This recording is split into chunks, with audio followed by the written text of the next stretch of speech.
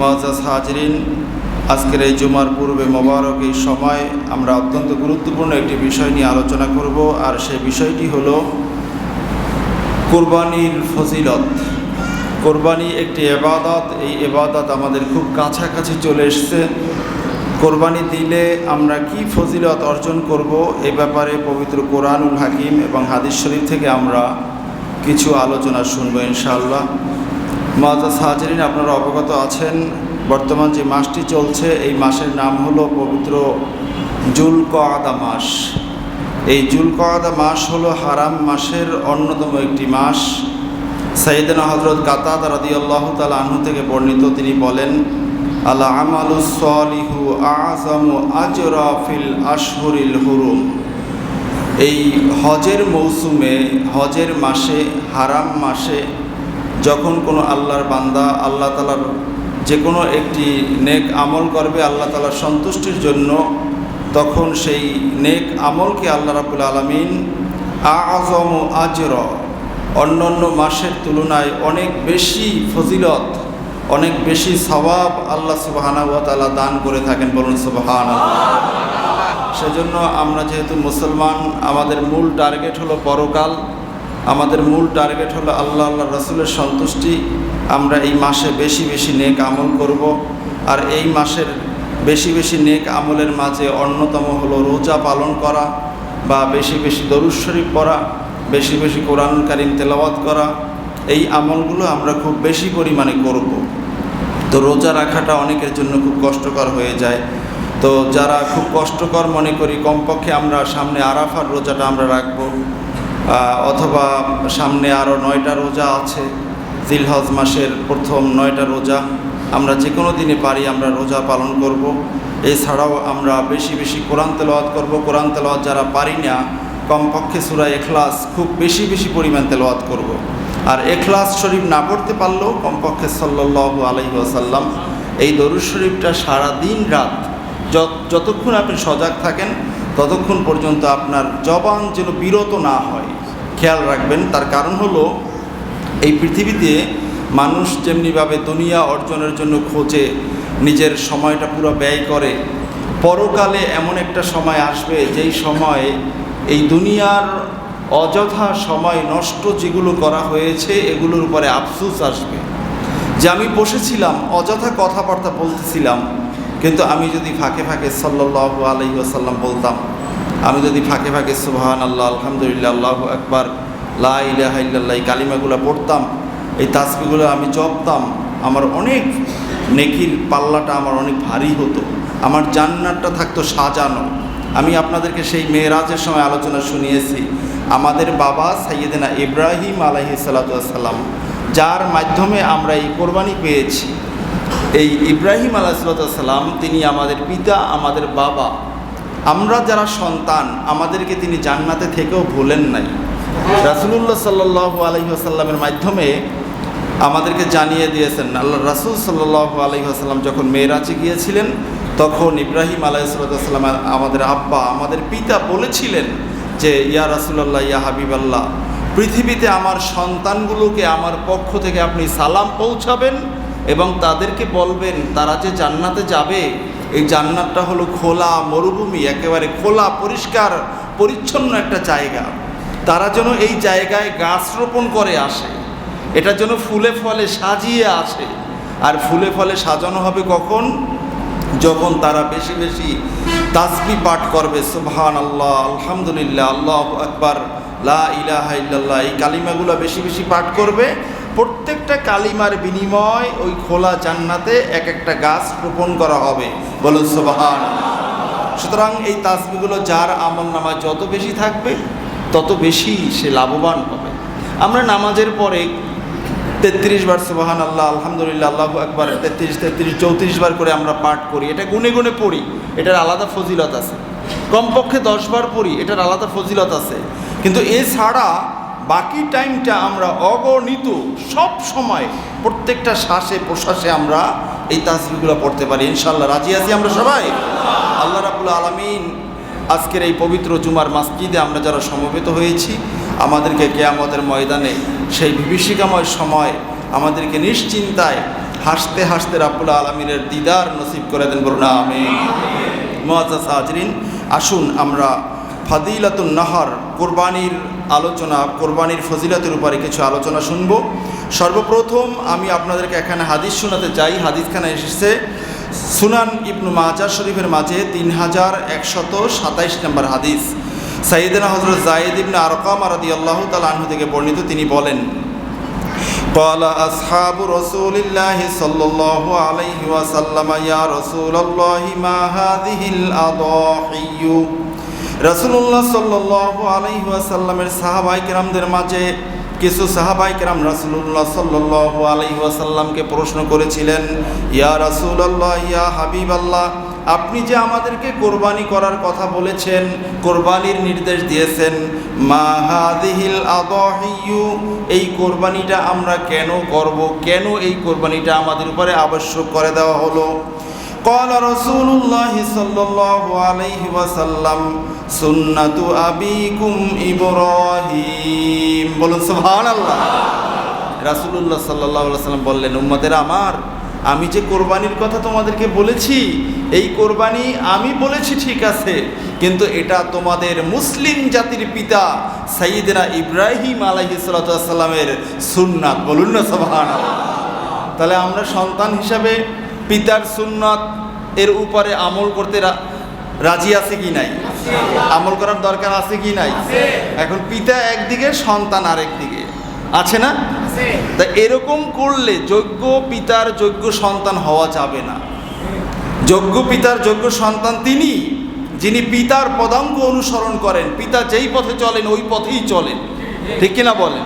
তা আমরা মুসলমান, রাসূলুল্লাহ সাল্লাল্লাহু আলাইহি ওয়াসাল্লাম বলেছেন, সুন্নাতু আবিকুম ইব্রাহিম, তোমরা যে কোরবানি করবে এই কোরবানিটা হলো সাইয়েদনা ইব্রাহিম আলাইহিস সালাতু ওয়াস সালামের সুন্নাত।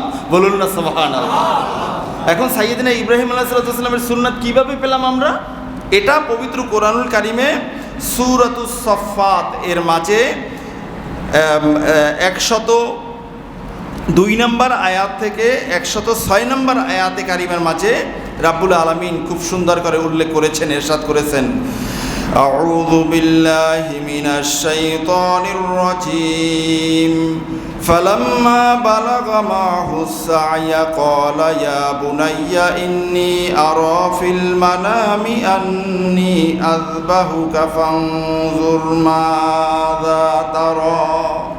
আল্লাহ রাব্বুল আলামিন বলেছেন, ফালাম্মা বালাগা মাহুস সা'য়া, আল্লাহ রাব্বুল আলামিন সাইয়েদনা ইব্রাহিম আলাইহিস সালাতু ওয়াস সালাম কে শেষ বয়সে বৃদ্ধ অবস্থায় একটা সন্তান দান করেছেন, যার নাম রাখা হয়েছিল ইসমাইল আলাইহিস সালাতু ওয়াস সালাম। এই সন্তানটা আল্লাহ রাব্বুল আলামিনের কাছে বারবার দোয়া করে করে আল্লাহ রাব্বুল আলামিন এই সন্তান সাইয়েদনা ইব্রাহিম আলাইহিস সালাতু ওয়াস সালামকে দান করেছেন। কিন্তু যখনই এই সন্তানটা মাহুস সা'য়া, হাঁটা চলা শুরু করলেন, তাফসিরের মাঝে এসছে 6-7 বছর, কেউ কেউ বলছেন 12-13 বছরে যখন উপনীত হয়েছে, তখন রাব্বুল আলামিনের পক্ষ থেকে ইব্রাহিম আলাইহিস সালামকে স্বপ্নে দেখানো হয়েছে যে তুমি তোমার সন্তানকে কোরবানি করে দাও। সুবহানাল্লাহ। এখন নবীদের স্বপ্ন এটা হলো ওহী। নবীদের স্বপ্ন কি? ওহী।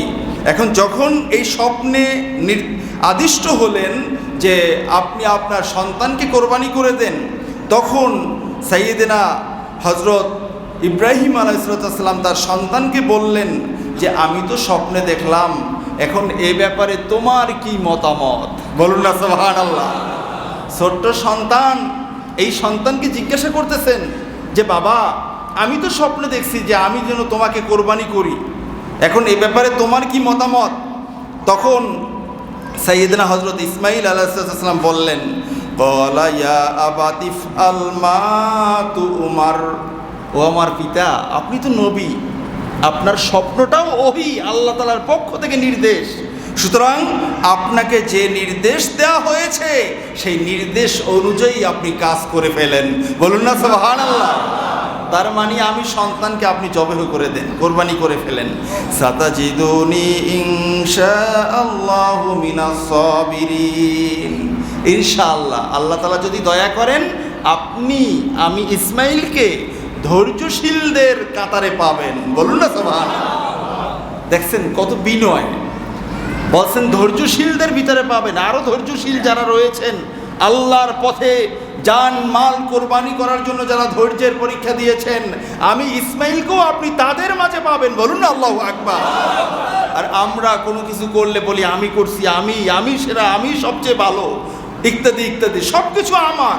কিন্তু একজন নবীর ছেলে নবী, তিনি নিজের উপরে না করে আরো অনেককে সামিল করে একত্রে বলেছেন ওই ধৈর্যশীলদের মাঝে পাবেন আমাকে, যেই ধৈর্যশীলরা আল্লাহর হুকুম পালন করতে গিয়ে নিজেদের জীবন কোরবানি করতে গিয়ে ধৈর্য ধারণ করেছিলেন। বলুন না সুবহানাল্লাহ। সাতাজিদুনি ইনশাআল্লাহু মিনাস সাবিরিন, যে আপনি আমাকে ইনশাআল্লাহ ধৈর্যশীলদের মাঝে পাবেন। তাহলে আল্লাহর বিধান পালন করার জন্য ধৈর্যের দরকার আছে কি নাই? নামাজ পড়বেন, গরম লাগে, বিদ্যুৎ চলে গেল, অথবা সময় আপনার দিতে হবে, এখানে ধৈর্যের পরীক্ষা আছে কি নাই? মুসলমান যদি হয়ে থাকি, আমাদের প্রত্যেকটা পদে পদে আমাদের ধৈর্যের পরীক্ষা, ঠিক কিনা বলেন? তাহলে সাইয়েদনা ইসমাইল আলাইহিস সালাম আমাদেরকে শিক্ষা দিয়েছেন যে তোমরা যদি মুসলমান হয়ে থাকো, ধৈর্যের জন্য তোমরা প্রস্তুত হয়ে যাও। বলুন না সুবহানাল্লাহ। ধৈর্য হলো একজন মুসলমানদের আমলের অর্ধেক। যার মাঝে ধৈর্য আছে তার মাঝে অর্ধেক ইসলাম আছে। বলুন না সুবহানাল্লাহ। তাহলে ধৈর্য ধরার দরকার আছে কি নাই? প্রত্যেকটা ক্ষেত্রে আমাদের ধৈর্যের দরকার আছে। ফালাম্মা আসলামা ওয়া তাল্লাহু লিল জাবিন ওয়া নাদাইনাহু আইয়া ইব্রাহিম قد صدقت الرؤيا إنا كذلك نجزي المحسنين। আল্লাহ তাআলা বলছেন যে যখন পিতা পুত্র দুইজনে কোরবানি করার জন্য এক মত পোষণ করলেন এবং সাইয়েদনা ইসমাইল আলাইহিস সালামকে মাটিতে শোয়াইয়া দিলেন কোরবানি করার জন্য, ছুরি গলার উপরে ধরলেন, তখনই রাব্বুল আলামিন ডাক দিলেন, হে আমার পয়গম্বর ইব্রাহিম, কদ সাদ্দাকতার রুয়া ইন্না কাযালিকা নাজজিল মুহসিনিন। ও আমার পয়গম্বর ইব্রাহিম, আপনি আপনার উপরে যে নির্দেশ দেওয়া হয়েছিল সেই নির্দেশ যথাযোগ্যভাবে পালন করেছেন। আমি এভাবেই মুহসিন বান্দাদেরকে, সৎ কর্মশীলদেরকে আমি ফজিলত দিয়ে থাকি, যা দিয়ে থাকি, ফায়দা দিয়ে থাকি। বলুন না সুবহানাল্লাহ। তার মানে হলো এই কথা বলার সাথে সাথে ইসমাইল আলাইহিস সালাম ওখান থেকে সরে গেলেন, ওই জায়গায় আল্লাহর পক্ষ থেকে জান্নাতি দুম্বা এসে উপস্থিত হয়ে গেলেন। বলুন না সুবহানাল্লাহ। বন্ধু আমার, খলিল আমার, আপনি আমার নির্দেশ পালন করেছেন। নির্দেশ আমি দেখছি আপনার অন্তঃকরণে কি রয়েছে। কাযালিকা নাজজিল মুহসিনিন, আমি আপনার সন্তানকে সরিয়ে জান্নাতের দুম্বা আমি এখানে প্রেরণ করলাম। আমি এভাবে করেই আমার নেককার বান্দাদেরকে আমি পুরস্কৃত করে থাকি। বলুন সুবহানাল্লাহ। নেককার বান্দারা যখন কোনো নেক আমলের দিকে সামনে অগ্রসর হয়, দেখতে মনে হয় বিশাল প্রাচীর সামনে রয়েছে, কিন্তু বান্দা যখন আল্লাহর উপরে তাওয়াক্কুল করে সামনের দিকে পদচারণা করে, আল্লাহর পক্ষ থেকে ওই বান্দার উপরে রহমত নাজিল হয়ে যায়। তখন আর বান্দা ওই বিশাল প্রাচীর এটাকে টপকে সামনে যেতে অথবা এটাকে উপেক্ষা করে নেক কাজের দিকে এগিয়ে যেতে বান্দা আর দ্বিধা করে না, ঠিক কিনা বলেন? এখন বর্তমান সমাজে মুসলমানদের উপরে পরীক্ষা আছে কি নাই? বেশি না কম? বর্তমান পৃথিবীতে মনে হয় যেন নিজেকে মুসলমান পরিচয় দেওয়াটাই সবচেয়ে বড় অপরাধ, ঠিক কিনা বলেন? আর এই অপরাধ এটা বেশি দিন থাকবে না ইনশাআল্লাহ। জুলুমের মাত্রা যত বাড়বে, এই জমিনে ইসলামী পতাকা উড্ডয়নের সময় তত ঘনীভূত হবে ইনশাআল্লাহ। ভারতের দিকে আমরা দেখতে পাচ্ছি এই 2-1 দিনের মাঝে মুসলমানদের বাড়িঘরগুলো ভেঙে দেওয়া হচ্ছে, মুসলমানদের কবরের উপরে আগুন জ্বালিয়ে দেওয়া হচ্ছে, মুসলমানদেরকে হুমকি দামকি দেওয়া হচ্ছে। তোমরা জ্ঞান পাবে জানো না, তোমাদের ভারতবর্ষ মুসলমানদের করায়ত্ত ছিল 750 বছর, ঠিক কিনা বলে? আবারও মুসলমানদের হাতে আসবে ইনশাআল্লাহ। মুসলমানদেরকে দমানো যাবে না। মুসলমান এই জমিনে আল্লাহর গোলাম, আল্লাহই হলেন মুসলমানদের মালিক, সর্বোচ্চ অভিভাবক, ঠিক কিনা বলে? আমরা সেই অভিভাবকের উপরে বিশ্বাস, আমরা 100তে 100 বিশ্বাস নিয়ে ইসলামের প্রত্যেকটা বিধানের উপরে সামনে অগ্রসর হতে চাই ইনশাআল্লাহ, ঠিক কিনা বলেন? আল্লাহ তাআলা কবুল করে নেন, বলেন আমিন। ভাইয়েরা আমার, আমি আপনাদেরকে বারবার সতর্ক করছি, এই ফুল সজ্জা আপনার জীবনে প্রত্যেকটা দিনে আপনি পাবেন না। বাংলাদেশে এখনো যা রয়েছে, বাংলাদেশের মাঝেও আপনি সত্যের উপরে চলতে পারবেন না। হয়তোবা হতে পারে সামনে সেই সময় খুব কাছাকাছি এসে যাবে, ঠিক কিনা বলেন? কারণ হাদিসের মাঝে অনেক ভবিষ্যৎবাণী রয়েছে। শেষ জামানার বিপদ আপদ যেগুলো আসবে, এই বিপদ প্রত্যেক মুসলমানদের ঘরে গিয়ে করাঘাত করবে। একজন মুসলমান ঘরের ভিতরে নয়, একেবারে সেই সীসাডালা প্রাচীর দিয়ে যদি তার একটা কামরা তৈরি করা হয়, ওই জায়গায় গিয়েও শেষ জামানার ফিতনা, শেষ জামানার মুসিবত দিয়ে তার করাঘাত করবে। তার মানে একজন মুসলমানও শেষ জামানার ফিতনা থেকে নিজেকে সেভ করতে পারবে না, ঠিক কিনা বলেন? এই সময়ে আমাদের উচিত হলো ধৈর্য ধারণ করা। কি করা বলেন? আমি আপনাদেরকে শুনিয়েছিলাম হযরত ইমাম বুখারী আলাইহির রহমার ওস্তাদ হযরত নুয়াইম ইবনে হাম্মাদ রাহিমাহুল্লাহ তাআলা 3 খণ্ডে যে কিতাবুল ফিতান, ওখানের প্রথম খণ্ডের প্রথম দিকে একেবারে হাদিস, যখন মুসা আলাইহিস সালাম শেষ জামানার উম্মতের ফজিলত দেখতে পাইলেন, মুসা আলাইহিস সালাম এই ফজিলতপূর্ণ উম্মতগুলো নিজের জন্য কামনা করলেন। আল্লাহ রাব্বুল আলামিনের কাছে তুর পাহাড়ে গিয়ে ডাক দিলেন, ইয়া রাব্বুল আলামিন, আমাকে এই উম্মতগুলো দিয়ে দেন। রাব্বুল আলামিনের পক্ষ থেকে জবাব আসলো, মুসা কালিমুল্লাহ, আপনি এই উম্মত পাবেন না, এই উম্মত আমার হাবিবের জন্য বরাদ্দ। তখন মুসা আলাইহিস সালাম এই উম্মতের বৈশিষ্ট্য দেখে, এই উম্মতের উপরে আগত ফিতনা ফাসাদ বালা মুসিবতের দিকে লক্ষ্য করে আল্লাহর কাছে পয়গাম্বর হয়ে জানতে চাইলেন যে, হে আমার রব, এই বিপদের মুহূর্তে শেষ জামানার উম্মতেরা কিভাবে টিকে থাকবে? এত বিপদ, এই সময় নবী থাকবে না যে নবীর কাছে গেলেই কোনো একটা সমাধান পাওয়া যাবে। এই সময় থাকবে কোরআন হাদিস, শরীয়ত থাকবে। এই সময়ে এই মুসলমানগুলো, এই উম্মতগুলো কিভাবে ধৈর্য ধারণ করবে, কিভাবে টিকে থাকবে ইসলামের উপরে? তখন আল্লাহ রাব্বুল আলামিন বললেন, ও মুসা, তুমি চিন্তা করো না, আমার ওই বান্দাগুলো শেষ জামানার মুসিবতের উপরে টিকে থাকবে বিসবরে, ধৈর্যের মাধ্যমে। বলুন আল্লাহু আকবার। আমার রব আমাদেরকে ধৈর্য ধারণ করার শিক্ষা দিয়েছেন। সুতরাং এই ধৈর্য ধারণ করতে হবে। মনে রাখবেন, পৃথিবীর ইতিহাসে এমন কোনো ইতিহাস কোথাও গুপ্তভাবেও নেই, গোপনভাবেও নেই যে একজন মুসলমান অত্যাচারের মুখে অসহ্য হয়ে সে ইসলাম ত্যাগ করেছে। পাবেন কোথাও? আগের যুগেও ছিল না, মধ্যযুগেও নেই, এই শেষ জামানায়ও পাবেন না, ঠিক কিনা বলেন? কিয়ামত পর্যন্ত একজন মুসলমানের কল্প থেকে ইসলামকে ছিনিয়ে নিতে পারে এমন কোন ক্ষমতা এই জমিনে জন্ম হয় নাই, ঠিক কিনা বলেন? কারণ মুসলমানদের সাথে সম্পর্ক কার সাথে? কালিমাতুল্লাহি হিয়াল উলিয়া। মুসলমান যেই কালিমা মনে প্রাণে ধারণ করে, এই কালিমা হবে সর্বোন্নত, সর্বোচ্চ, ঠিক কিনা বলেন? আসলুহা সাবিতুন ওয়া ফারউহা ফিস সামা।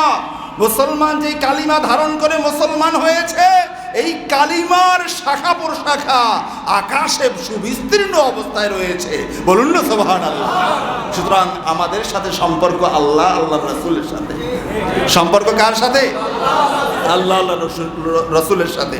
সুতরাং বাহিরে বের হইয়া এখানে নারায়ে তাকবীর দেন, এখানে সুবহানাল্লাহ বলেন, বাহিরে বের হইয়া 5 টাকা লাভ পাইলেই সেখানে ফাল পারেন, এটা কিন্তু করা যাবে না। আপনি মুসলমান, মসজিদেও মুসলমান, ব্যবসায়িক ক্ষেত্রেও মুসলমান, কর্মক্ষেত্রেও মুসলমান, রাজনৈতিক ক্ষেত্রেও সেই মুসলমান ইসলামের পরিচয় ধারণ করতে হবে, ঠিক কিনা বলেন? এটা যদি না করে সে মুনাফিক। তার পরিচয় কি? মুনাফিক। এখন এই কথাগুলো বললে লাগে যায়, এই কথাগুলো বললে ভালো লাগে না, বদ হজম হয়। বদ হজম হোক আর না হোক আর না হোক, যার যেখানেই লাগুক না কেন, এই জমিনে শর্তের উচ্চারণ ছিল, আছে, কিয়ামত পর্যন্ত থাকবে ইনশাআল্লাহ। এটা বন্ধ হবে না, ঠিক কিনা বলে?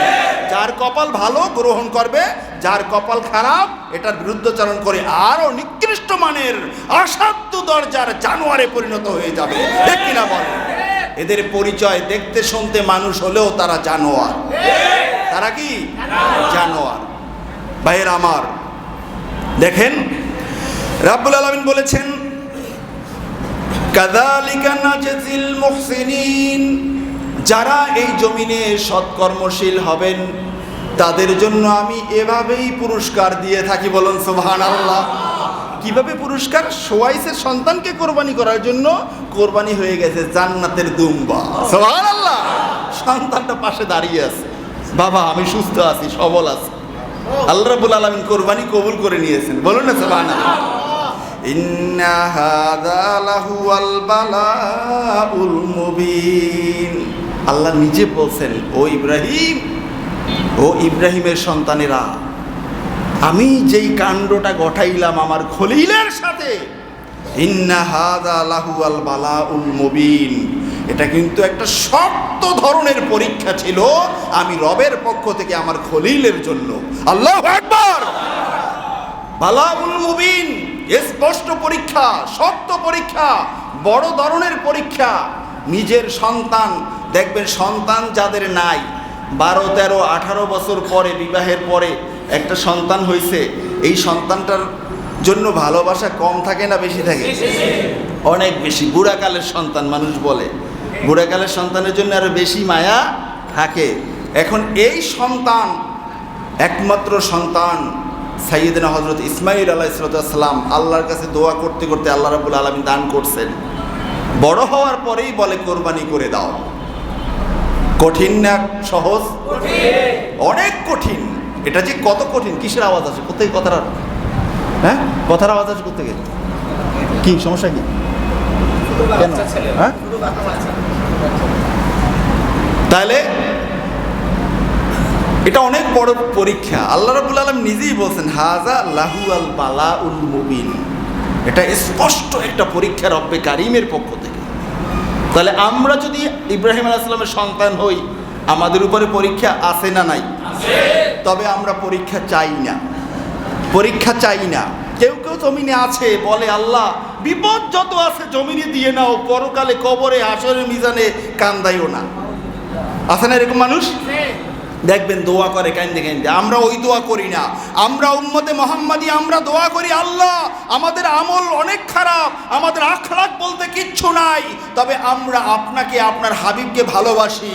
এই ওসিলায় বিনা পরীক্ষায়, বিনা কষ্টে আপনার সর্বোচ্চ পর্যায়ের ওলি হিসাবে কবুল করে নেন। বলুন আমিন। আমরা শেষ জামানার মুজাহিদ, আমরা এই জমিনে কালিমার পতাকা উড্ডীন করতে চাই, সাহাবায়ে কেরামদের আখলাকি হয়ে, ঠিক কিনা বলে? আমরা পরীক্ষা চাই না। চলতে গেলে যেটা আসবে সেখানে যেন ধৈর্য ধারণ করতে পারি, রব্বে কারিমের কাছে আমরা সেই ফরিয়াদটা করি, ঠিক কিনা বলেন? আল্লাহ রাব্বুল আলামিন কবুল করুক। বলেন আমিন। এখন দেখেন, নবীজির কাছে জিজ্ঞাসা করা হইল, জি ইয়া রাসূলুল্লাহ, আমরা যে কোরবানিটা করব, এই কোরবানিটা কার, কেন, কিভাবে আসলো? নবীজি বললেন, সুন্নাতু আবিকুম ইব্রাহিম, এটা হলো তোমাদের পিতা সাইয়েদনা ইব্রাহিম আলাইহিস সালামের সুন্নাত। বলুন না সুবহানাল্লাহ। তাহলে সুন্নাত কিভাবে আসলো? কোরআন থেকে আমরা পাইলাম না? এখন দেখেন সামনে কি বলা হচ্ছে, ক্বালু ফামা লানা ফিহা ইয়া রাসূলুল্লাহ, ইয়া রাসূলুল্লাহ, ইয়া হাবিবাল্লাহ, বুঝতে পারলাম আমরা যে কোরবানিটা করব, এই কোরবানিটা আমাদের পিতা সাইয়েদনা ইব্রাহিম আলাইহিস সালামের সুন্নাত। তবে আমরা জানতে চাই, এই কোরবানি করলে আমাদের কি ফজিলত, আমাদের কি সওয়াব, আমাদের লাভটা কি? একটা পশু সারা জীবন এটারে ঘাস খড় কুটা খাওয়াইয়া বড় মোটা তাজা কইরা এটারে কোরবানি করে দিলাম, জবে করে দিলাম, এটার ফজিলতটা কি? কোরবানি করব, গোশতও তো আমরা খাইব, গোশতও তো আমাদের পেটে যাবে, কিন্তু এটার ফজিলতটা কি হবে, এটার লাভটা কি হবে, পরকালে আমরা কি পাবো? এখন নবীজি কি বলতেছেন দেখেন, বিকুল্লি শারাতিন হাসানাহ ও আমার উম্মতেরা, তোমরা যে পশুটা কোরবানি করবে, ওই পশুর শরীরে যতগুলো পশম থাকবে ততগুলো সংখ্যা বরাবর নেকি তোমাদের আমল নামায় আল্লাহ তাআলা দান করে দিবে। বিকুল্লি শারাতিন হাসানা, প্রত্যেকটা পশমের বিনিময়ে একটা করে সওয়াব কোরবানি দাতার আমল নামায় আল্লাহ তাআলা লিখে দিবেন। বলুন না সুবহানাল্লাহ। ফজিলত আছে কি নাই? তাহলে একটা গরু ছাগলের পিঠে কয়টা পশম আছে কেউ গুণে শেষ করতে পারে? হাজার হাজার পশম। কোরবানি করলেন একটা বকরি অথবা একটা দুম্বা অথবা একটা গাবি, এই সব পশমের সংখ্যা বরাবর নেকি আপনার আমল নামায় লেখা হবে। বলুন না সুবহানাল্লাহ। খুব স্বল্প কষ্টে অনেক বেশি নেকি, ঠিক কিনা বলেন? এতগুলো নেকি অর্জন করতে কত কষ্ট, কত কষ্ট। তাহলে এখন এই পরিমাণ নেকি পাওয়া যাবে শুধুমাত্র কোরবানি করার মাধ্যমে। অনেক লাভ না? অনেক লাভ, অনেক ফজিলত। এরপরে কি বলা হচ্ছে দেখেন, ক্বালু ফাসসুফু ইয়া রাসূলুল্লাহ ক্বালা বিকুল্লি শারাতিন মিনাস সুফি হাসানা। এই সুফ আর শার এর মাঝে পার্থক্য আছে। আচ্ছা, আমাদের মাথায় এগুলো কি চুল? এগুলো চুল না? তা মাঝে মাঝে দেখবেন এই চেহারার উপরে বা হাতের উপরে এত চিকন চুলের মতো বের হয় যে খালি চোখে দেখা যায় না। এমনকি দেখছেন আপনারা কোনোদিন? পশম, একেবারে চিকন পশম, এরকম হয় না? তা এই যে পশম, নবীজির কাছে জিজ্ঞাসা করলেন, ইয়া রাসূলুল্লাহ, প্রত্যেকটা চুলের বিনিময়ে আমরা একটা নেকি পাবো, কিন্তু ছোট ছোট ছোট ছোট যে পশমগুলো থাকে, যেগুলো খালি চোখে দেখতেও কষ্ট, এগুলো কই যাবে? এগুলোর বিনিময়েও কি আমরা সওয়াব পাবো? নবীজি বললেন, বিকুল্লি শারাতিন মিনাস সুফি হাসানা। ও সাহাবারা, জেনে রাখো, ওই ছোট ছোট পশমগুলো যেগুলো দেখা যায় না, যেগুলো লোম, এই লোমের বিনিময়েও এক একটা নেকি তোমাদের আমল নামায় আল্লাহ তাআলা দান করে দিবেন। বলেন সুবহানাল্লাহ। তার মানে বাদ যাবে না। বড় পশম, ছোট পশম, যেগুলোকে এক কথায় লোম বললে আপনারা ভালো চিনেন, একেবারে দেখা যায় না, চিকন, এগুলোর বিনিময়েও একটা নেকি আল্লাহ তাআলা দান করে দিবেন। বলুন না সুবহানাল্লাহ। এখন আপনাকে যদি দেওয়া হয় ছাগলের একটা চামড়া, যে ভাই এটা গণনা করো তো, কয়টা পশম আছে আর কয়টা লোম আছে, আপনি গণনা করতে গেলে আপনার আমার ভুল হবে, ঠিক কিনা বলেন? কিন্তু রাব্বুল আলামিন যখন গণনা করবেন বান্দাকে নেকি দেওয়ার জন্য, তখন বান্দার গণনায় কি ভুল হবে? আল্লাহর গণনায় কি ভুল হবে? আল্লাহর গণনায় কোনো ভুল নাই। আল্লাহ তাআলা ঠিকই আমাদেরকে যথোপযুক্ত সংখ্যক নেকি দান করে দিবেন। বলুন না সুবহানাল্লাহ। কোরবানিতে লাভ আছে কি নাই? সবাই বলেন আছে কি নাই? এ কারণে হাদিসে এসেছে, রাসূলুল্লাহ সাল্লাল্লাহু আলাইহি ওয়াসাল্লাম ইরশাদ করেছেন, ও আমার উম্মতেরা, জেনে রাখো, কোরবানির ফজিলত শুধুমাত্র এখানেই শেষ নয়। সাম্মিনু দহায়াকুম ফাইন্নাহা আলা সিরাতি মাতায়াকুম। রাসূলুল্লাহ সাল্লাল্লাহু আলাইহি ওয়াসাল্লাম ইরশাদ করেছেন, ও আমার উম্মতেরা, তোমরা যখন কোরবানি করবে, বাজারে গিয়ে, হাটে গিয়ে সবচেয়ে শক্তিশালী মোটা তাজা পশুটা তোমরা চয়ন করো, তোমরা ক্রয় করো, এটা দিয়ে তোমরা কোরবানি করো। কারণ হলো ফাইন্নাহা আলা সিরাতি মাতায়াকুম, কিয়ামতের ময়দানে যখন তোমাকে পুলসিরাত পার হতে হবে, কিয়ামতের দিনে তোমার এই কোরবানির পশুটা হবে তোমার পুলসিরাতের উপরের বাহন। সুবহানাল্লাহ। পুলসিরাতের উপরে বাহন হবে তোমার কোরবানির পশু। পুলসিরাতটা পার হওয়ার জন্য তুমি কোরবানির পশুর মাধ্যমে উপরে চলে যাবে। বলুন সুবহানাল্লাহ। এখন তাহলে শক্তির দরকার আছে কি নাই? এখন তার মানে হলো, আপনি যে বকরিটা দিয়ে কোরবানি করছেন, যে হুজুর বাজারের সবচেয়ে বড় বকরিটাও যদি আমি ক্রয় করি, এটার পিঠে আমি উঠলে এটা কি হাঁটতে পারবে নাকি? হাঁটতে পারবে? সবচেয়ে বড় বকরিটা আপনি কিনেছেন, ওইটার পিঠে কি আপনি চড়তে পারবেন? আচ্ছা, গরু ক্রয় করছেন, গরুর পিঠে কি আপনি চড়তে পারবেন? গরু কি মানুষ টানে, মাল টানে নাকি? গরু তো নিজে নিজেই হাঁটে, সর্বোচ্চ ঠেলা গাড়ি টানে, ঠিক কিনা বলেন? এখন এর পিঠে তো আপনি চড়তে পারবেন না। এর মানে হলো কিয়ামতের ময়দানে এই পশুর শক্তি অনুযায়ী আপনাকে বাহন দেওয়া হবে, এই বাহন দিয়ে আপনি জান্নাতে চলে যাবেন পুলসিরাত পার হয়ে। বলুন না সুবহানাল্লাহ। তাহলে পুলসিরাত পার হওয়ার জন্য আল্লাহ রসুল বলছেন কোরবানির পশু ওই সময় বাহন হবে। এখন আমাদের কোরবানির পশুটা আল্লাহর রসুলের সন্তুষ্টির জন্য সবচেয়ে সুন্দর পশু চয়ন করা, ক্রয় করার দরকার আছে কি নাই? নাকি আমি লালন পালন করি, আমার ফার্মের ভিতরে 60টা গরু আছে, 60টার ভিতরে যেটা একেবারে অকেজো, বাচ্চাও দিবে না, এটা হাঁটতেও পারে না, হাল চাষও করা যায় না, এইটা দিয়ে এবছর কোরবানি চালাই দিই, এরকম করে না?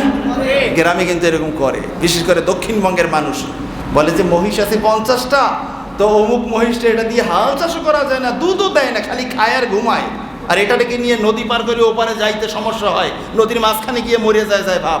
তো এবছর কোরবানি আসুক, এটা দিয়েই কোরবানি দিয়ে দেবে, কারণ উনি তো এলাকার মাতবর নেতা, উনি এলাকার মাতবর, উনি যদি কোরবানি না দেয় মানুষ আবার সমালোচনা করবে। এখন এই মোটামুটি অর্ধ মরা অর্ধ জীবিত এই পশু দিয়ে কোরবানি চালিয়ে দেয়, তাহলে কি কোরবানি হবে? এই কোরবানি হবে না। শক্তিশালী মোটা তাজা পশু দেখে আপনি কোরবানি করবেন। এই কারণে বুখারীর বর্ণনায় এসেছে সাহাবায়ে কেরাম বলেছেন কুন্না নুসাম্মিনুল উদহিয়া, আমরা সাহাবায়ে কেরাম কোরবানি করতাম সবচেয়ে মোটা তাজা পশু দিয়ে। বলুন না সুবহানাল্লাহ। মোটা তাজা পশু যেটা, এটা দিয়েই আমরা কোরবানি করতাম। তার কারণ রাব্বুল আলামিন সূরা আল ইমরানের 92 নম্বর আয়াতে আল্লাহ তাআলা বলেছেন লান তানালুল বিররা হাত্তা তুনফিকু মিম্মা তুহিব্বুন ওয়া মা তুনফিকু মিন শাইইন ফা ইন্নাল্লাহা বিহি আলিম। আল্লাহ বলছেন তোমরা কোনোই সওয়াব পাবে না আল্লাহর পথে দান করলে, কোনো সওয়াব নাই। তবে হ্যাঁ, সওয়াব পাবেন ওই জিনিসটা দান করলে যেটা আপনার কাছে সবচেয়ে বেশি প্রিয়, যেটা আপনার কাছে সবচেয়ে বেশি ভালোবাসার জিনিস। এই আয়াতে কারিমা নাজিল হওয়ার পরে সাহাবায়ে কেরাম চিন্তা করতেন আমার সবচেয়ে প্রিয় কি, আমার সবচেয়ে সম্পদের মাঝে সবচেয়ে আমার কাছে খুব ভালোবাসার জিনিস, প্রিয় জিনিস কোনটা? তখন ওই জিনিসটা আল্লাহর রাসূলের কাছে গিয়ে বলতেন ইয়া রাসূলুল্লাহ, আমার সব সম্পদের মাঝে এই জিনিসটা সবচেয়ে বেশি প্রিয়, আর আমি এটা আল্লাহর পথে দান করে দিলাম। বলুন না সুবহানাল্লাহ। এই আয়াতে কারিমার শানে নজুলের মাঝে আসছে বর্তমান মসজিদে নববীর মাঝে এক সাহাবীর একটা খেজুরের বাগান ছিল, এটা ছিল তার সবচেয়ে প্রিয় একটা খেজুরের বাগান। যখনই এই আয়াতে কারিমা নাজিল হয়েছে দৌড়িয়ে নবীজির কদম মোবারকে আয়েশা বলছেন ইয়া রাসূলুল্লাহ, ইয়া হাবিবাল্লাহ, এই যে মসজিদের সামনে এই যে খেজুর বাগানটা আমার সবচেয়ে প্রিয় সম্পদ, সবচেয়ে প্রিয় বাগান এটা, আমি এই বাগানটা আল্লাহর রাসূলের জন্য আল্লাহর পথে দান করে দিলাম। বলুন না সুবহানাল্লাহ। সাহাবায়ে কেরামদের অভ্যাস ছিল এরকম। তো আমরা অভ্যাস হলো মসজিদে সপ্তাহে 5 টাকা 10 টাকা দান করলেও সিরা টাকাটা মঙ্গলবার হাতে আসলেও রাইখা দেয়, শুক্রবার কাজে লাগাই, আছে নাই পাবলিক? এই কারণে মসজিদের আমি তো জার্নি করি, এই খুচরা টাকা আমি নিতাম, 5 টাকা 10 টাকা 20 টাকার নোট আমি অনেক নিতাম, সাম্প্রতিক নেই না। তো এখান থেকে বাসার ভাই বা লুথুর ভাই এদের কাছ থেকে চাই নিতাম, তো এরা দিতে হিমশিম খাইয়ে যেত, খালি বাঁচতো সিরাটা। কারণ আমার কাছে দিলে তো আবার হুজুর মানুষের তো এমনিই দোষ, হুজুর টাকা পাল্টাই দেন, এই সিরা টাকা দিয়েছেন, এই পাশে কস্টিপ লাগানো, এই পাশে আটা লাগানো, এটা নিবি না। তা আমারে বাইসে অনেক কষ্ট করে দিতেন। তা আমার মসজিদের মুসল্লিরা কত চালাক, মঙ্গলবারের সোমবারের টাকাটা রাইখে যায়, সিরা টাকাটা শুক্রবারে আল্লাহর পথে দান করবে, সব পাওয়া যাবে না ইনশাআল্লাহ। এখন দেখেন আবার টাকা দান করা বাদ দিয়েন না, সিরা টাকা দিতে দিতে কপাল খুইলে গেলে একসময় ভালোটাও দিবেন, ঠিক কিনা বলেন? মোট কথা হাসার জন্য আমি বলছি না, আপনি নিজে আল্লাহর গোলাম। আচ্ছা, আমি যদি কাউকে ভালোবাসি, তাকে আমি না খেয়েও আমার খাবারটা তাকে খাওয়াইতে চাই। সন্তানটা নিয়ে দাওয়াতে গেলাম, চেয়ার আছে একটা খালি, সবাই আমাকে বলতেছে বাবা হুজুর আপনি বসেন। আরে না ভাই, আমার ছেলেটা আছে, আমার ছেলেটারে বসান, ও খাইলেই আমার খাওয়া হবে। বলে না বাপেরা? কেন? ও আমার প্রিয়, ও খাইলেই আমার খাওয়া হবে। এই কারণে দেখবেন গ্রাম গায়ে অনেক মায়েরা আছে, সকালবেলা খাবার কম থাকে, ঘরের সদস্য থাকে 5 জন, নিজে সহ 6 জন, 5 ভাগ করে সবাইকে খাওয়াই দেয়। মা খায় না, বলে তোরা খাইলেই আমার খাওয়া হইব, বলে না? আচ্ছা, একজন মোমেনের কাছে আল্লাহর ভালোবাসা এটা কি কোনো মেপে বলে শেষ করা যায়? তবে আমি আল্লাহর জন্য দান করব। কেন করব? এটা আমার পরকালের ব্যাংকে আমি রাখলাম। এই 5 টাকা, 10 টাকা, 20 টাকা দানের ওসিলায় কিয়ামতের ময়দানে আমার নাজাত হয়ে যেতে পারে। আমি আল্লাহর ঘরে আসছি, আল্লাহর মেহমান। আমি আল্লাহর ঘরে দান করব আল্লাহর সন্তুষ্টির জন্য। তো সেখানে সিরা টাকা দেওয়ার কোনো সুযোগ আছে? আপনি বরং টাকার ফাইল খুইলা আপনি দেখবেন কোন টাকাটা ভালো, এই আয়াতে কারিমা মাথায় রাখবেন। সবচেয়ে নতুন নোটটা আপনি দান করে দেন। আচ্ছা, এই নতুন নোটটা যে দিলেন, পুরানটা দেন নাই, এই যে খালি নিয়াতটা করছেন, এই নিয়াতটা আল্লাহ রাব্বুল আলামিন দেখেন এবং খুশি হয়ে যান। বলুন না সুবহানাল্লাহ। এই কারণে মুসলিম শরীফের হাদিসে আসছে 2564 নম্বর হাদিস, নবীজি বলছেন, ইন্নাল্লাহা লা ইয়ানজুরু ইলা সুওয়ারিকুম ওয়া আমওয়ালিকুম ওয়ালাকিন ইয়ানজুরু ইলা কুলুবিকুম ওয়া আমালিকুম। আল্লাহু আকবার। আল্লাহ তোমাদের চেহারা দেখেন না, তোমাদের সম্পদ দেখেন না, বরং রাব্বুল আলামিন দেখেন তোমাদের অন্তঃকরণে কি আছে, কার খুশির জন্য তুমি আমলটা করো। সুবহানাল্লাহ বলেন না? এ কারণে আমি মাঝে মধ্যে আপনাদেরকে বলছিলাম, এই যে হজের মৌসুম, বেটা দিন আনে দিন খায়, 3 বেলার কাছে 1 বেলা খায়, কিন্তু বিমান গেলেই আকাশের দিকে তাকায় আর দীর্ঘ নিঃশ্বাস ছাড়ে। হায় আফসোস, আমি তো ভিখারি, আমি তো গরিব, আমাকে টাকা পয়সা আল্লাহ তাআলা দিলে আমিও হজে যাইতাম। প্রত্যেকটা নিঃশ্বাসে নিঃশ্বাসে ওই বান্দার আমল নামায় মাকবুল হজের সওয়াব দেওয়া হবে। আল্লাহু আকবার। বুখারীর ব্যাখ্যা খোলেন আইনি, মিশকাতের ব্যাখ্যা খোলেন মেরকাত, বহুবার এই বর্ণনা এসেছে, নিয়াতুল মুমিনি খায়রুম মিন আমালিহি।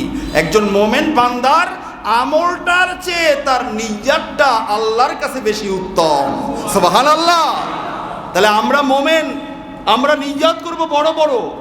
টাকা থাকলে প্রত্যেক বছর হজে যাইতাম, কি এর 1 বছর হজ, ঠিক কিনা বলেন? যদিও 1 বছর করলেই হজ আদায় হয়ে যায়, তারপরেও টাকা থাকলে প্রত্যেক বছর ওমরা যাইতাম, ওমরা রমজানে যাইতাম, রমজানের বাহিরে যাইতাম, এরপরে হজের মৌসুমে হজে যাইতাম, বারবার যাইতাম, ঠিক কিনা বলেন? এই নিয়াত মনের মাঝে যদি থাকে, জীবনে বাইতুল্লাহ শরীফ চোখে না দেখেও কিয়ামতের ময়দানে আমলের মাঝে, আমল নামার মাঝে হাজার হাজার মাকবুল হজের সওয়াব নিয়ে আল্লাহর সামনে দাঁড়ানো সম্ভব। জোরে সোরে বলেন না সুবহানাল্লাহ। বিশ্বাস হয় যে হুজুর এত সহজ হইলে তাহলে কেমনে চলে? অনেকের বিশ্বাস হয় না। সব ফজিলতের কথাগুলো বললে অনেকের বদ হজম হয়ে যায়, ফজিলত মানতে চায় না। তা আপনি মানবেন না কেন? আপনি তো মুখস্থ একটা হাদিস আজীবন জানেন, জান্নাতের সবচেয়ে ছোট জান্নাত যাকে আল্লাহ তাআলা দিবেন, তার জান্নাতটাও হলো দুনিয়ার 10টা সমান। আপনি তো এখন 6 হাত জায়গা পান না, আপনি একটা ছোট্ট গুড়ের ঘর উঠাইবেন, এই কারণে আপনাকে 6 হাত জায়গা আপনাকে কেউ দিচ্ছে না। এই শহরের মাঝে 4 আঙ্গুল জায়গা নিয়ে, 2 ইঞ্চি জায়গা নিয়ে মাথা ফাটাফাটি হয়, অথচ জমিনটা আল্লাহর, মাতবাড়ি করে আরেক আব্দুল্লাহ, আছে না? তাহলে এখন এই যে জায়গা নিয়ে এত মাথা ফাটাফাটি, আপনার একটুক জায়গা নাই, অথচ আপনি যদি আমল আখলাক ঠিক করে জান্নাতে যেতে পারেন, মনে করেন গুনাহ আছে, অন্যায় আছে, কিন্তু আল্লাহ তাআলা সবচেয়ে ছোট জান্নাতটা আপনাকে দিবেন, আপনার জান্নাতটা হবে গোটা দুনিয়ার 10টা সমান। আল্লাহু আকবার। তো এখন আপনি 4 আঙ্গুল জায়গা পান না, আপনি ওই সময় 10টা সমান দুনিয়ার জায়গা নিয়ে কি করবেন? তাহলে আল্লাহ তাআলা কি অবিবেচক যে আপনার দরকার নাই এরপর আপনাকে দিয়েছেন? অবিবেচক? আল্লাহ তাআলা জানেন পরকালে এটা বান্দার দরকার আছে। সুবহানাল্লাহ বলেন না? পরকালে দরকার আছে। আচ্ছা, জাহাজ আর ডিঙ্গি নৌকা, জাহাজ চলে কোথায়? সাগরে। আর ডিঙ্গি নৌকা কোথায়? আপনার বাড়ির আশেপাশে এই নালা নর্দমার ভিতরেও ডিঙ্গি নৌকো চলে, এই যে ক্যানেলের ভিতরেও ডিঙ্গি নৌকো নামায়, অথচ এখানে সব পেশাব পায়খানা ব্যবহৃত নাপাক নাজাসাত সব দিয়ে ভরা, এখানে ডিঙ্গি নৌকো নামায় না অনেক সময়? এই যে ডিঙ্গি নৌকাটা এখানে চলে, ডিঙ্গি নৌকাটা এই ক্যানেলের ভিতরে চলতে পারে, এখানে জাহাজ আসতে পারে না। জাহাজ থাকবে সেখানে যেখানে জাহাজ মুভ করতে পারবে, ঘুরতে পারবে, চলতে পারবে, পানির গভীরতা থাকবে, ঠিক কিনা বলেন? এখন ওই জাহাজটাকে যদি ক্যারেন দিয়ে আইনে আপনি এই ক্যানেলের ভিতরে ফালান, এটা কি জাহাজ আর জাহাজ থাকবে?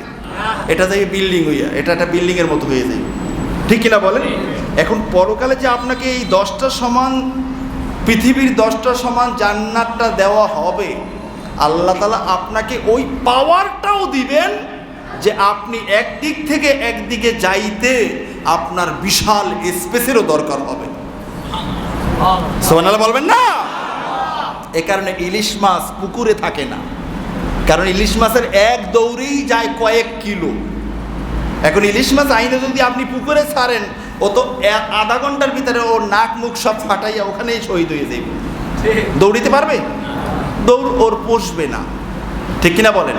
এজন্য এই হাদিস থেকে আমরা বুঝতে পারি পরকালে আমাদের অনেক দরকার। এজন্য দুনিয়াতে আমরা উম্মতে মুহাম্মাদি না হইয়া এই বর্তমান চিন্তা চেতনার মানুষ যদি অন্য অন্য নবীদের উম্মত হইতাম, আমরা অবস্থা খারাপ হয়ে যেত।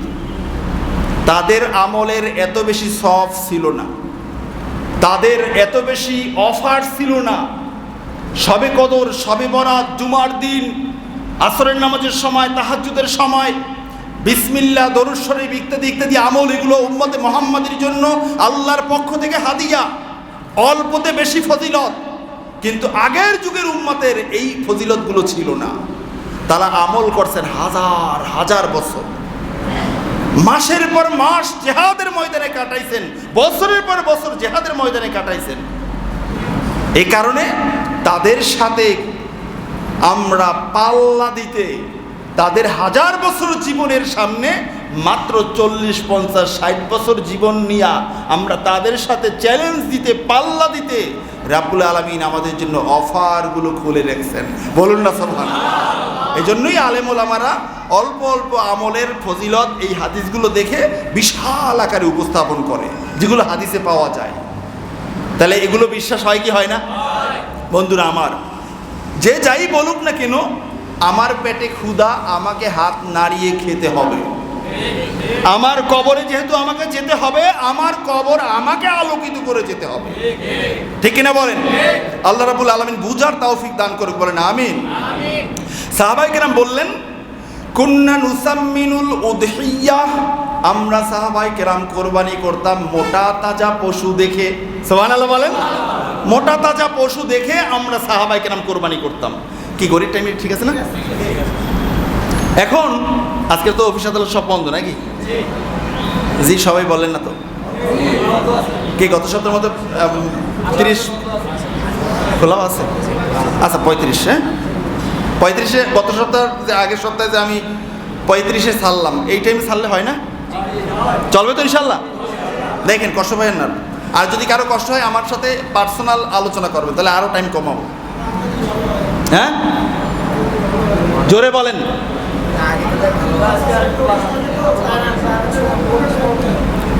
দুইটায় 35-এ দিলে ছাড়লে হয় না? খাওয়া লাগে? আচ্ছা দেখি,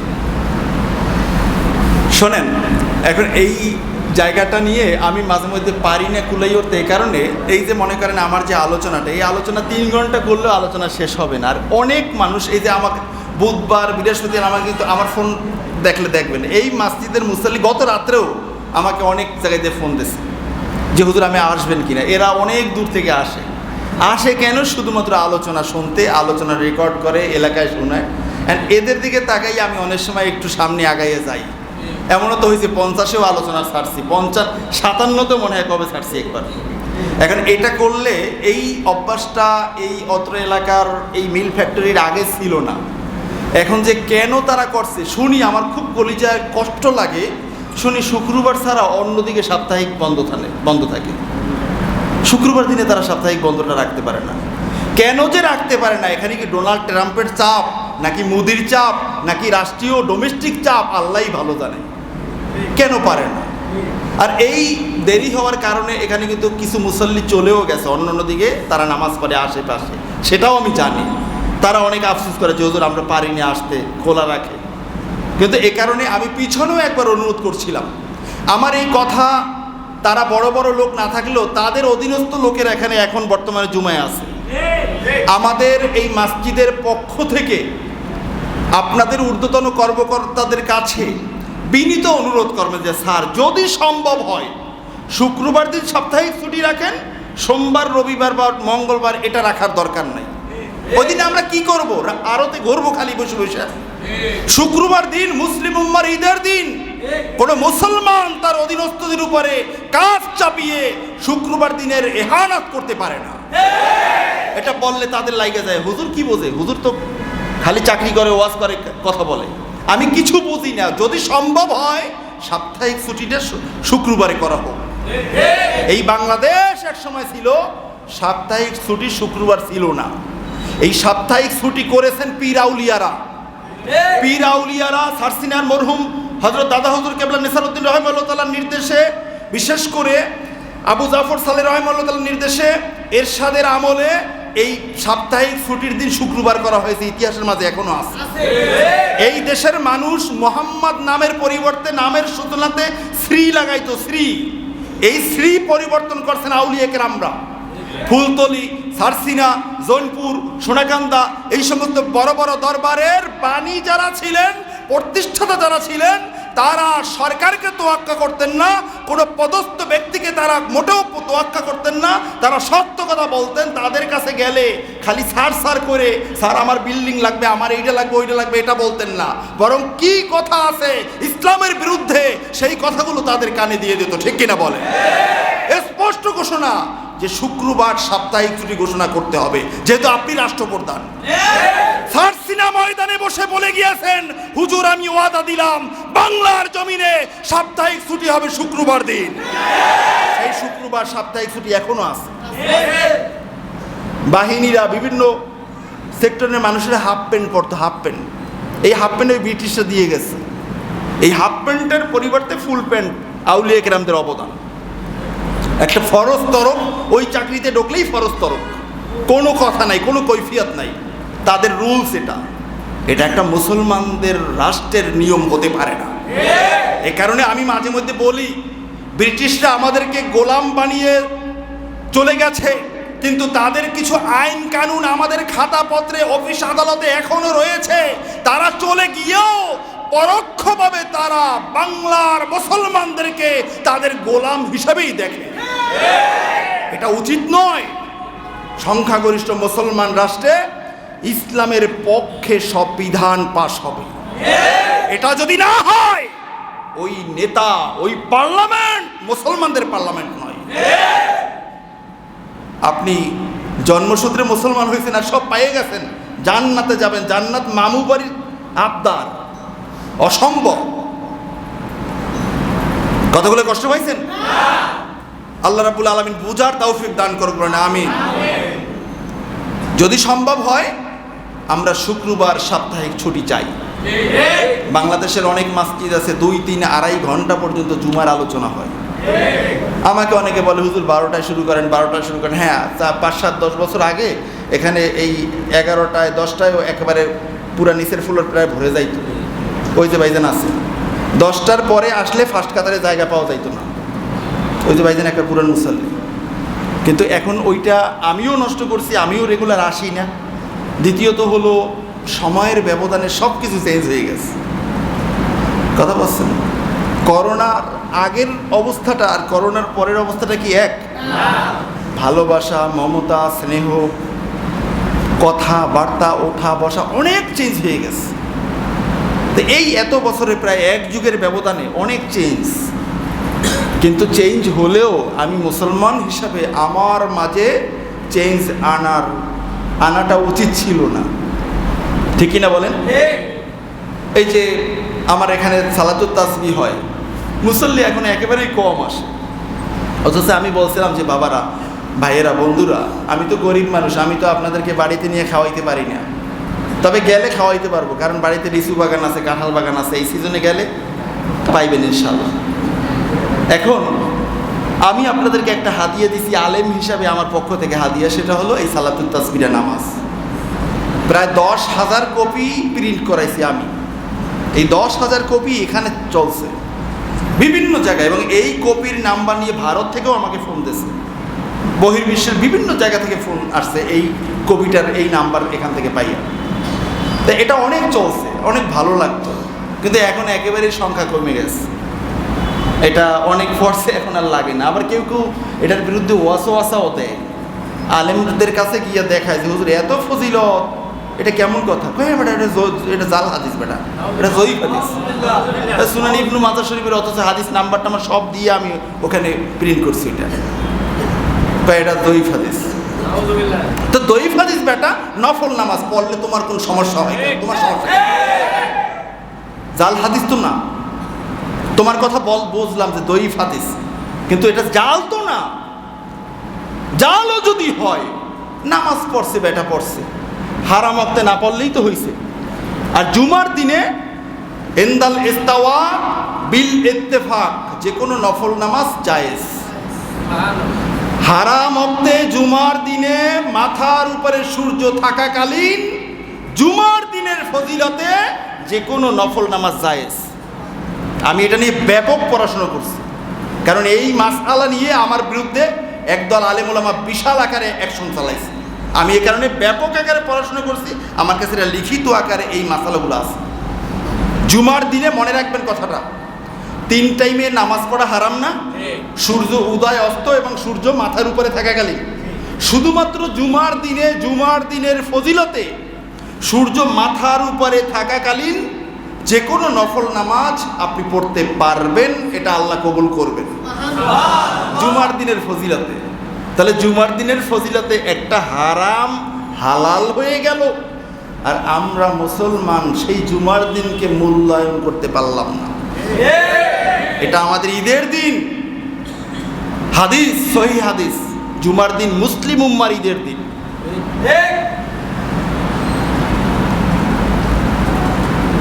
তাহলে আমরা একটু আগে আগে মসজিদে আসতে পারবো না?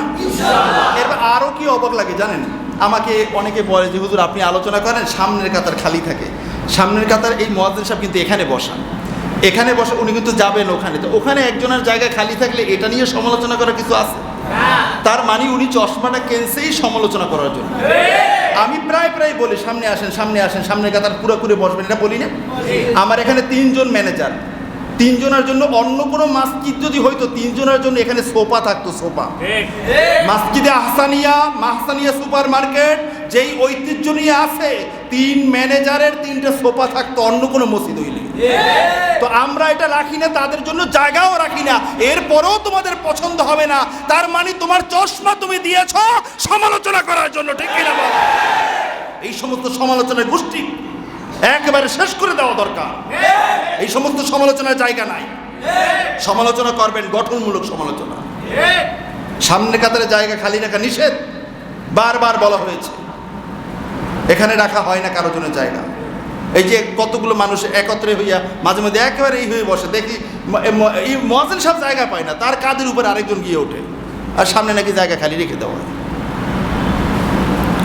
ভাইয়ের আমার, তাহলে যেই কথা এটা বললাম, অবাক লাগে, ওই খুঁটির পাশে বসে, সামনে জায়গা খালি থাকে, ওই পিছনে বারান্দায় বসে, সামনের জায়গা খালি থাকে। আপনি এটা নিয়ে আফসোস করতে হবে কিয়ামতের ময়দানে, গ্যারান্টি দিলাম, গ্যারান্টি।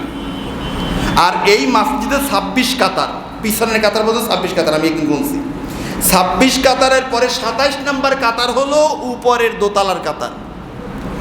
26 নম্বরের পরের কাতার উপরের দোতলার প্রথম কাতার, এটা হলো ফিকহি মাসালা।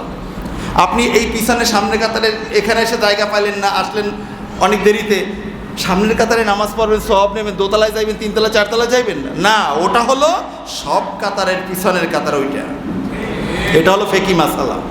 তা আপনি আগে আসছেন, আইসা ওই বারান্দায় বসছেন, দেয়ালের সাথে হেলান দিয়ে বসছেন, কি দরকার? আপনি কিয়ামতের ময়দানেও এই যতটুকু পিছনে বসছেন, পরে আসছেন, কিয়ামতের ময়দানে আপনি জান্নাতি হলেও আপনাকে পরে জান্নাতে যেতে হবে।